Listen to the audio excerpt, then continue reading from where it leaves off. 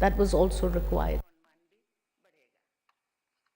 Power Minister A.T. Mondal informed the House that the issue regarding the Umiam land lease to the Matchaprang Tourism Promotion Group, MTPG, has been resolved.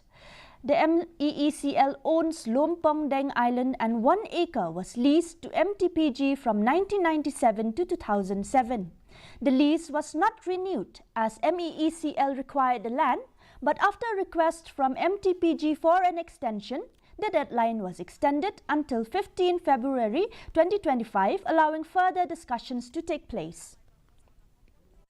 The land in question is now needed by the government for the purpose of various developmental activities. Accordingly, the chairman of Matchaprang Tourism Promotion Group, Shillong, was informed by letter dated 11 November 2024 that extension of land lease will no longer be extended after the lease period is expired, which has already expired on the 31st December 2024. The chairman of the Matchaprang Tourism Promotion Group, by letter dated 15th January 2025, requested the MECL to extend the deadline so as to enable them to pursue the matter with the authorities concerned. The same has been entertained and extended up to 15th of February 2025.